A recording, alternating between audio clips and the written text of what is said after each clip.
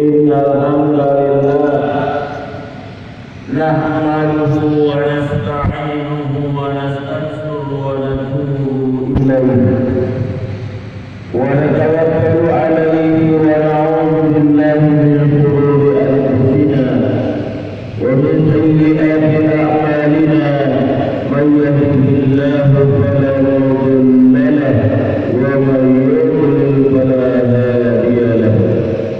أشهد أن لا إله إلا الله وحده لا شريك له وأشهد أن محمدا عبده ورسوله الذي لا نبي بعده لا حول ولا قوة billah. Amma ba'du fa ya ibadallah usikum wa iyaya bittaqwallah wa ta'atihi la'allakum turhamun. Qala Allah ta'ala fi kitabihil karim a'udzu billahi minasy syaithanir rajim. Bismillahirrahmanirrahim. Innamal khamru wal maisiru wal ansabu wal azlamu rijzun min 'amali syaitan fajtanibuhu la'allakum tuflihun. Wa qala Nabi sallallahu alaihi wasallam, Allahumma inni a'udzu bika minal amri wal hazan wa a'udzu bika minal ajzi wal kasal wa a'udzu bika minal jubni wal bukhal wa a'udzu bika min ghalabatis sayyi wa qahrir rijal. Sadaqallah wa sadaqa Rasulullah sallallahu alaihi wasallam. Bukan lima jamaah kita berdoa yang dimuliakan Allah Subhanahu wa taala. Pertama dan paling utama marilah kita panjatkan puja dan puji syukur kita kehadiran Allah Subhanahu wa taala atas limpahan nikmat dan karunia-Nya yang tiada terhingga sehingga kita masih bisa hidup di alam dunia dalam keadaan sehat walafiat lahir dan batin. Kalau kita menghitung nikmat Allah, Allah berdoa oleh karena kita diperintahkan untuk menjadi hamba yang senantiasa bersyukur. Salawat salam semoga tercurahkan dari baginda Nabi junjungan kita Nabi Muhammad sallallahu alaihi wasallam, keluarganya, sahabatnya dan pengikutnya yang istiqamah dalam melaksanakan kehidupan dan perjuangan sunnah hingga akhir zaman. Pada lima jemaah sudah Jumat yang dimuliakan Allah Subhanahu wa taala. Kemajuan zaman ditandai dengan kemajuan teknologi. Dengan semakin majunya teknologi kita ada dampak positif dan ada dampak negatif. Di antara dampak negatif yang saat ini sedang menjadi sorotan, bahkan mengkhawatirkan, seolah cenderung kita belum merdeka secara ekonomi dengan berkembangnya dua penyakit yang mengkhawatirkan. Yang pertama judi online, yang kedua pinjaman online. Saya sengaja membahas ini karena saya melihat ini sudah menjadi penyakit yang sangat mengkhawatirkan. Kalau kata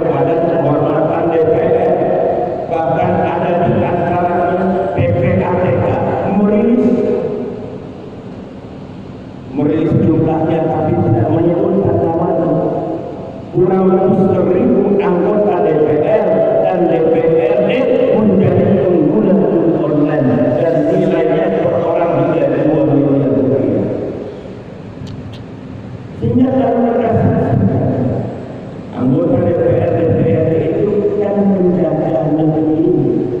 Mereka orang-orang yang kita anggap sebagai orang intelektual, bukan orang bodoh. Jadi kalau saya bilang judi online itu, kalau judi konvensional dia kalah. Penasaran yang menang bukan dia. Tapi judi online ada yang menang, yang menang semuanya. Tapi naudzubillah pelakunya mulai dari orang intelek sampai anak-anak kita yang baru melek.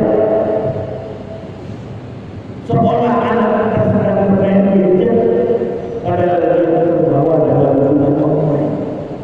Kalau kita kurang waspada, kita kurang hati-hati, karena dunia kita tidak lepas dari handphone. Bangun tidur handphone, mau tidur handphone, lagi kerja handphone, lagi dengerin hati pun masih main handphone. Coba bagaimana kita mengenal Allah Subhanahu Wa Taala seolah-olah dia sebagai Tuhan baru untuk kita. Kalau Rasulullah SAW memarahi orang yang sedang bermain adalah zikir, termasuk di dalam sholat Jumat tidak diperbolehkan untuk menegur orang yang sedang berbicara, termasuk mendengarkan khotbah berkhutbah tidak diperbolehkan lagi. Itu dari mana Allah kita kembali bahwa saya penggunaan online mulai dari orang yang belum mereka sampai orang yang berbaik. Korbannya naudzubillah lebih dari rugi konvensional. Bisa subscribe nanti setelah buka di Google. Belum lama lihat yang terbaru mengambil korban di online. Kita saksikan bersama dengan mata dan kepala kita bahwasanya ini merusak generasi bangsa. Bayangkan seorang oknum polisi wanita membakar suaminya hidup-hidup gara-gara suaminya menggunakan uang gaji ke-13 untuk pintu online. Seorang anak laki-laki membunuh ibunya dikarenakan kekurangan modal untuk pintu online, minta sama ibunya nggak dikasih, dibunuh.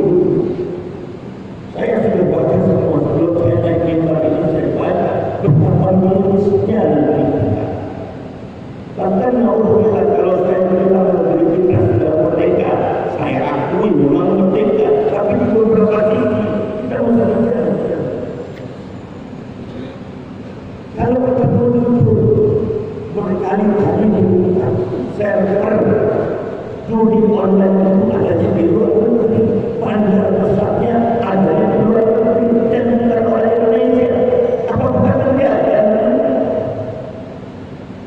Kalau kemarin kelihatan lebih ditangkap di sana dan di sini, itu bandar-bandar CD. Tapi saya tidak apresiasi.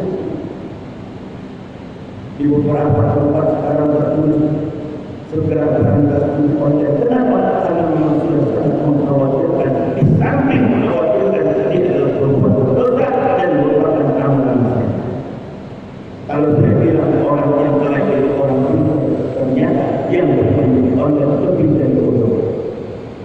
Kalau dulu kalau online itu kan diatur, apalagi ada servernya diatur oleh server, diatur oleh pemilik judi itu dalam aplikasinya yang namanya padahal nggak ada ceritanya kalah itu dalam kasus ini, dan ini sudah menjadi penyakit masyarakat. Anak-anak bahkan mungkin orang-orang yang ada di rumah kita, tetangga kita juga menjadi korban ini. Ada orang yang memiliki penyakit berikutnya, pinjaman online. Pinjam meminjam di dalam Islam adalah satu hal yang dibolehkan, hukumnya mubah, boleh. Tapi di dalam Islam diajarkan kalau punya pinjam, kalau kita sudah kembalikan pinjaman kita. Rasulullah Shallallahu Alaihi Wasallam sampai hampir tidak jadi menyolatkan salah seorang sahabat dikarenakan ketika Rasulullah bertanya apakah si fulan masih memiliki hutang? Ya Rasulullah, dua dinar. Rasulullah mundur. Lalu ada salah seorang sahabat angkat tangan, ya Rasulullah, saya yang akan menanggung hutangnya. Lalu Rasulullah maju kembali. Untuk apa? Untuk menjalankan jenazah sahabat tersebut.